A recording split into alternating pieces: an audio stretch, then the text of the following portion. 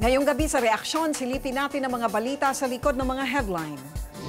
Yung bata na nakikita natin doon na napapabayaan at abandoned ay pinupull out po natin doon sa risk situations para ma-determine po yung kanyang kalagayan. He banged my head against the wall and choked me until I couldn't breathe anymore. Zero incidents o wala na ni isang batang palaboy sa Ortigas Avenue sa San Juan at sa Madrigal Avenue sa Muntinlupa. Ito ngayon ang target ng Department of Social Work and Development o DSWD sa lahat ng kalye sa Metro Manila. Sumama kami sa DSWD sa kanilang pagronda at dito nakita namin kung bakit may kahirapang maabot ang kanilang layunin na tuluyang matanggal sa kalsada ang mga bata. Ganito ang madalas na eksena sa lansangan ng Maynila pagsapit ng gabi. Ang mga street children na ito, ginagawang tahanan ang mga kalsadang ito. At sa oras na dumating ang mga tauhan ng barangay at DSWD, agad silang nagpupulasan o nanlalaban upang wag silang dalhin. Ang mga batang ito kasi ang target ng bagong programa ng ahensya na naglalayong gawing zero visibility ang mga street children sa mga kalsada. Yung bata ay na nakikita natin doon na napapabayaan at na-abandoned ay pinupull out po natin doon sa risk situations para ma-determine po yung kanyang kalagayan. Kinabukasan, bumalik kami upang tignan kung paano nila sinasagawa ang kailang reach-out operation. Nag-ikot kami sa Kalakhang, Maynila at sa mga karatig na lugar. At sa patuloy na paglilibot, namataan namin ang dalawang magkapatid na ito na itatago natin sa pangalang Flor at Elisa. Nagtitinda sila ng sampagita sa kahabaan ng Pasay.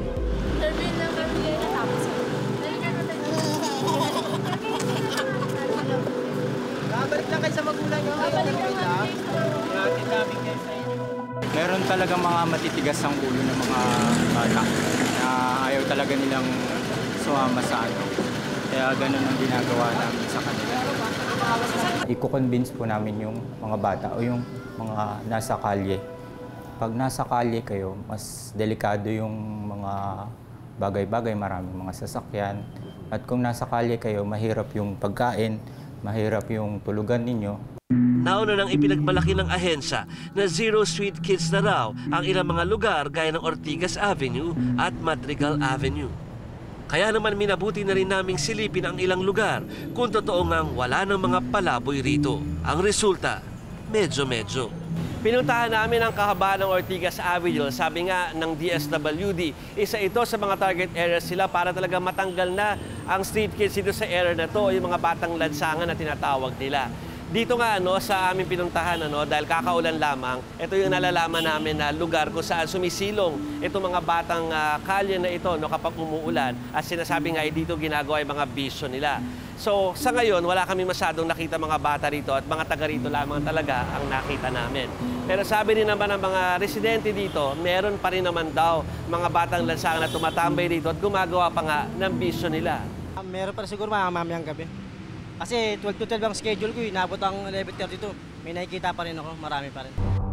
Kabilang din sa mga target areas ng DSWD ang Quezon Avenue, Kalayaan Avenue, Ross Boulevard, Balintawak Avenue, Airport Area sa Parañaque, Kapasigan Area sa Pasig at Barangay E. Rodriguez sa Quezon City. Gumawa rin ang ahensya ng Twitter account kung saan maaring magsumbong ang mga netizens kung may makita silang mga palaboy sa daan. Giit ng DSWD, ang programa ay hindi para sa simpleng kalinisan ng mga kalye, kundi para mismo sa kapakanan ng mga bata.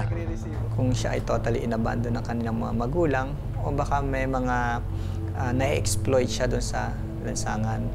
And then from there, pansamantala kung hindi makita yung mga magulang o kamag-anak, pinatutuloy po natin sila sa ating mga centers, institutions, both from local government or sa national facilities po natin para i-provide po yung mga pangangailangan nila.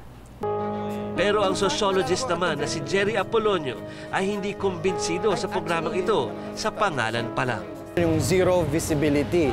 Kasi mas natatakot ako, mga bata ito, mas tatanggapin ko siguro yung 100% visibility but you know where they are. Kesa yung zero visibility, pero nasaan yung mga bata ngayon? Do we have the capacity to monitor their whereabouts, yung well-being nila? May dalawang klase ng street children. Ang off-the-road kung saan yung mga bata ay may bahay at pamilya. At yung on-the-road street children naman ay walang pamilya at nakatira mismo sa kalsada. Si Flor ay kabilang sa mga off-the-road street children na nasa kalsada upang magtrabaho.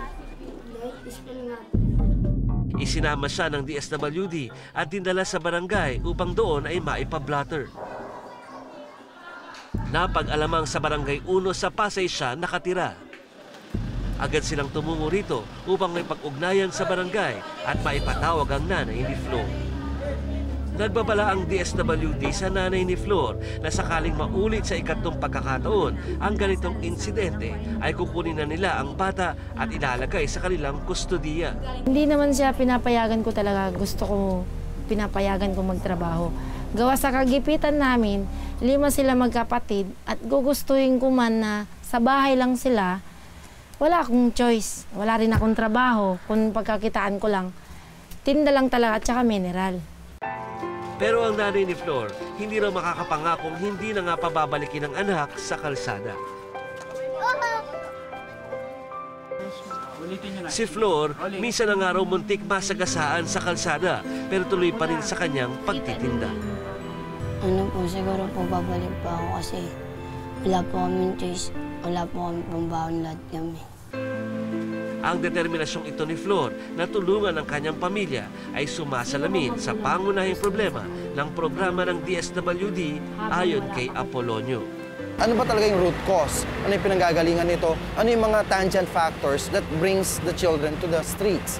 Nang sa ganon, kung ito yung pinagmumulan, ito yung mahanapan natin ng, kung hindi man solusyon, pamamaraan. Nang sa ganon, maalis sila sa streets.